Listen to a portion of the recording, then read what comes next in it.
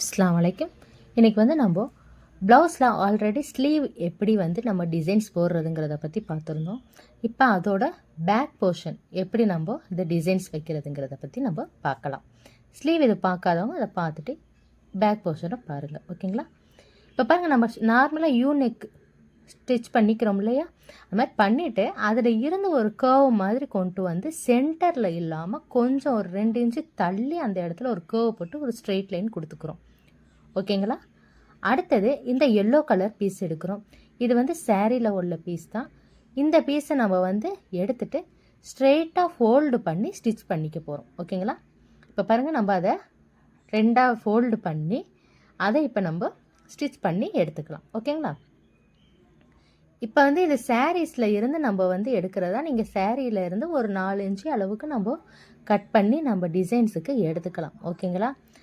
நம்ம வந்து அதிகமாக எடுத்துட்டோம்னாக்கா நம்மளுக்கு வந்து சாரியில் ஃப்ளீட்ஸ் வந்து பத்தாது. அதனால் எடுக்கிறப்ப கொஞ்சம் பார்த்து ஒரு 3லேருந்து 4 இன்ச்சு கொள்ளையே எடுத்துக்கோங்க, ஓகேங்களா? அப்போ தான் நம்ம அதில் வச்சு டிசைன்ஸ் போடுறதுக்கு நல்லா தெரியும், ஓகேங்களா? இப்போ பாருங்கள், நம்ம இதை ஃபோல்ட் பண்ணி ஸ்டிச் பண்ணிக்கிட்டே வரோம். வீடியோஸை ஸ்கிப் பண்ணாதீங்க. நிறையா வந்து நடுவில் வந்து டிப்ஸ் எல்லாம் சொல்லுவேன். ஸோ ஸ்கிப் பண்ணிங்கன்னா நீங்கள் அதை மிஸ் பண்ணிடுவீங்க. ஸோ அதை ஸ்கிப் பண்ணாமல் ஃபுல் வீடியோஸாக கண்டினியூ பண்ணி பாருங்கள், ஓகேங்களா? இப்போ பாருங்கள், நம்ம அதை ஸ்டிச் பண்ணிட்டதுக்கப்புறமா அந்த ஸ்லீவில் வந்து, அதாவது ஷோல்டரில் இருந்து பேக் போர்ஷனில் ஷோல்டரில் இருந்து நம்ம அப்படியே நம்ம இப்போ லைன் போட்டோம் பாருங்கள், அந்த லைன்லேயே நம்ம கொண்டு வரோம். அதாவது கொஞ்சம் கார்னர் எட்ஜில் இல்லாமல் கொஞ்சம் தள்ளி கொண்டுட்டு வர போகிறோம், ஓகேங்களா?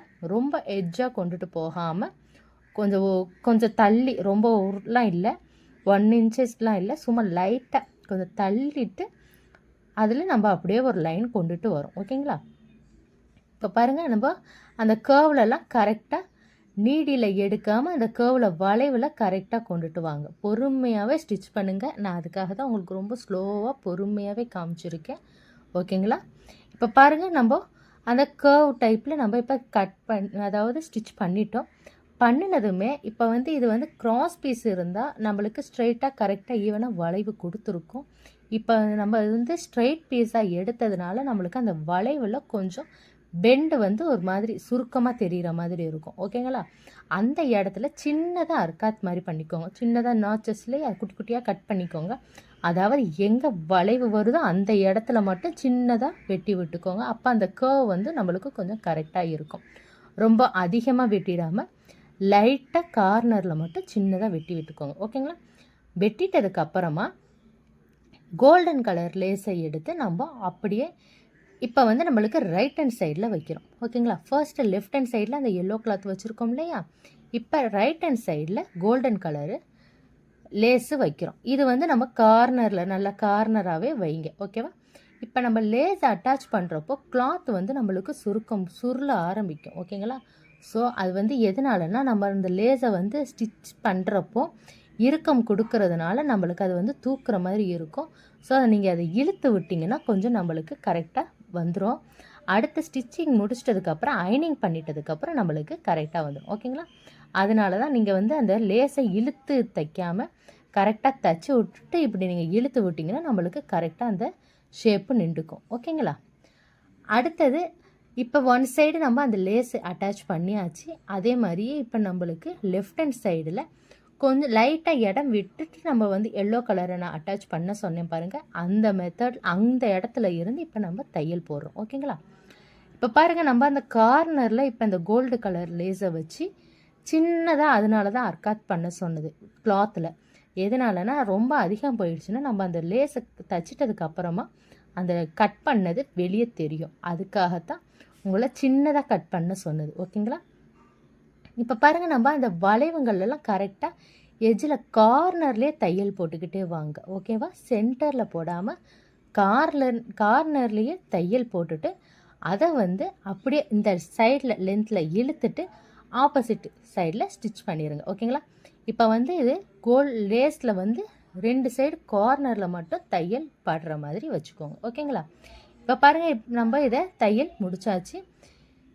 இப்போ இதுக்கு அடுத்தது இன்னொரு லேஸை எடுத்து நம்ம இந்த சைடில் கொண்டு வருவோம், ஓகேங்களா?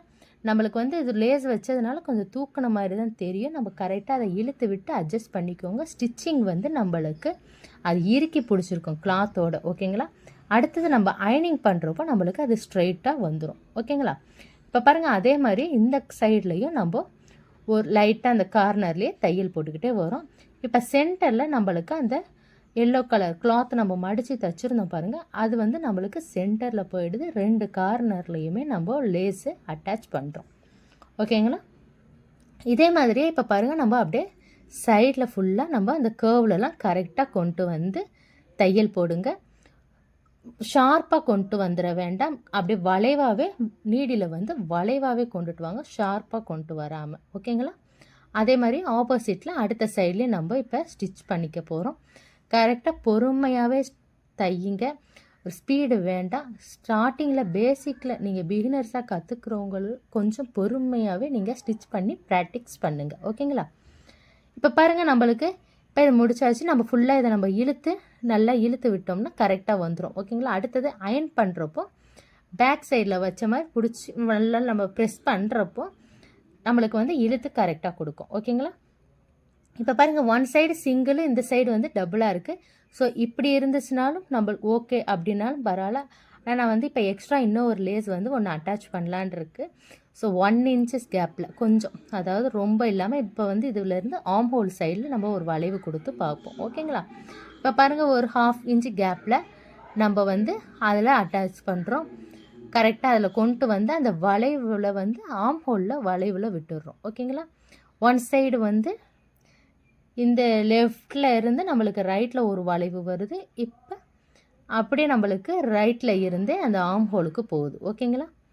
பாருங்கள், இப்போ அடுத்த ஒரு இது எல்லாம் லேஸ் வச்சு பண்ணுறது வந்து எல்லாம் நம்மளோட க்ரியேட்டிவிட்டிவ் தான். நம்மளுக்கு எப்படி டிசைன்ஸ் வச்சா நல்லாயிருக்கும், நீங்கள் வந்து ஃபர்ஸ்ட்டு நீங்கள் ஒரு இமேஜினேஷன் பண்ணி பார்த்துக்கோங்க. வச்சா நல்லா இருக்குமான்ட்டு ஃபர்ஸ்ட்டு செக் பண்ணி பார்த்துட்டு அதுக்கு அடுத்தது நீங்கள் ஸ்டிச் பண்ணுங்கள். ஓகேங்களா? இப்படி பண்ணால் நல்லா இருக்கும்ட்டு ஒரு ஐடியாஸ் கொடுத்துருக்கேன்.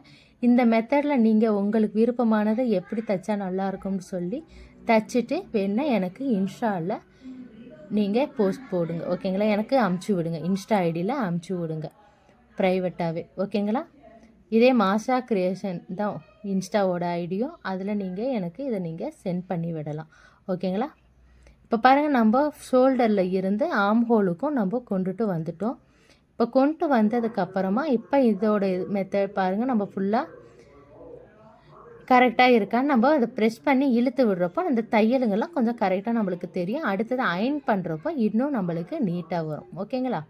இப்போ பாருங்கள், நம்மளுக்கு ஃபுல்லாக இப்போ இதை வந்து முடிச்சாச்சு.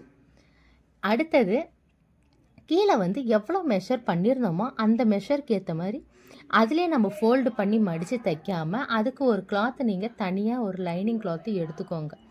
1லேருந்து 1.5 inch எடுத்துக்கிட்டு நம்ம மெஷருக்கு விட்டுருப்போம் பாருங்கள் அளவு, அந்த அளவில் இருந்து நீங்கள் தையல் போடுங்க. ஓகேங்களா? நம்மளுக்கு வந்து கீழே வந்து எவ்வளோ விட்டுருவீங்களோ லைனு, அந்த லைனில் நீங்கள் இந்த இதில் வந்து அந்த லைன்லேயே இந்த லைனிங்கை நீங்கள் அட்டாச் பண்ணுங்கள்.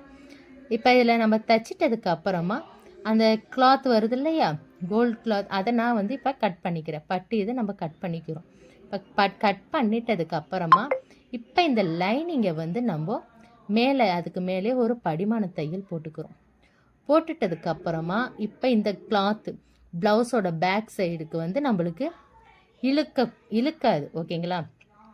எதுக்காக இப்போ இந்த லைனிங் துணி தனியாக தர்றதுன்னா, இப்போ நம்ம டிசைனர் இதெல்லாம் தைச்சோம்னாக்கா நீங்கள் இப்படி எக்ஸ்ட்ரா வந்து இந்த மாதிரி ஒரு பட்டி மாதிரி வச்சு நீங்கள் ஸ்டிச் பண்ணுங்கள். அப்போ தான் நம்மளுக்கு அந்த பேக் சைடில் பார்க்குறப்ப தனியாக அது ஃபிட்டிங்காக தெரியும். ஓகேங்களா? அப்போது நம்ம கிளாத்தோடையே மடித்து தைக்கிறப்போ அது வந்து நம்மளுக்கு இழுக்கிற மாதிரி இருக்கும். அதனால நீங்கள் இப்போ வந்து இது தனியாக நம்மளுக்கு பட்டின்னு வரப்போ நம்ம அது வந்து போடுறதுக்கு வந்து பர்ஃபெக்டாக தெரியும். அதுக்காகத்தான் இப்போ இது தனியாக பெல்ட் மாதிரி இப்போ தனியாக நம்ம அட்டாச் பண்ணுறோம். ஓகேங்களா? நீங்கள் எதாவது நார்மல் ப்ளவுஸாக தைக்கிறோம்னாக்கா நம்மளுக்கு கிளாத்தோடு வச்சு நம்ம ஸ்டிச் பண்ணிக்கலாம். இப்போ வந்து நம்மளுக்கு இது தனியாக நம்மளுக்கு டிசைனர்ஸ் இது வைக்கிறதுனால நம்மளுக்கு அந்த பட்டி இது தனியாக வச்சிங்கன்னா தான் அதோட டிசைன்ஸ் தனியாக நம்மளுக்கு காமிக்கும். ஓகேங்களா? இப்போ பாருங்கள், நம்ம இதையும் அட்டாச் பண்ணிட்டோம். ஃபுல்லாக இப்போ நம்ம ஃபோல்டு பண்ணி லைனிங்ஸ் இதை நம்ம இப்போ அட்டாச் பண்ணிட்டோம். இதாங்க அவுட்ஃபிட்டு. இந்த சாரீஸ்க்கு தான். இந்த சாரீஸ்க்கு ஓரம் வந்து நம்ம ரெடிமேட்டில் இந்த சுங்கு வாங்கி அட்டாச் பண்ணியிருக்கோம். ஓரம் அடிச்சுட்டு நம்ம வந்து நார்மலாக அதுக்கு மேலேயே வந்து அந்த சுங்கை வந்து நம்ம அட்டாச் பண்ணுறது. இதோட வீடியோ கூட நான் அடுத்து போடுறேன். அடுத்து இதுதான் ப்ளவுஸோட அவுட்ஃபிட் பாருங்கள். முடிஞ்சிருச்சு. இப்போ ஏதோ ஸ்லீவ்ஸ் இதெல்லாம் ஓகே. இந்த வீடியோ பிடிச்சிருந்தால் லைக் பண்ணுங்கள், ஷேர் பண்ணுங்கள், கமெண்ட் பண்ணுங்கள். உங்கள் ஃப்ரெண்ட்ஸ் அண்ட் ஃபேமிலிஸ்க்கு யாருக்காவது டைலரிங்கில் இன்ட்ரெஸ்ட் இருந்தால் இந்த வீடியோவை அவங்களுக்கும் சென்ட் பண்ணுங்கள். இப்போ பாருங்கள், நம்ம ஃப்ரண்ட்டில் எல்லாமே டிசைன்ஸ் வச்சுருக்கோம், நாட் இதெல்லாம் வச்சுருக்கோம். ஓகே, பாய்.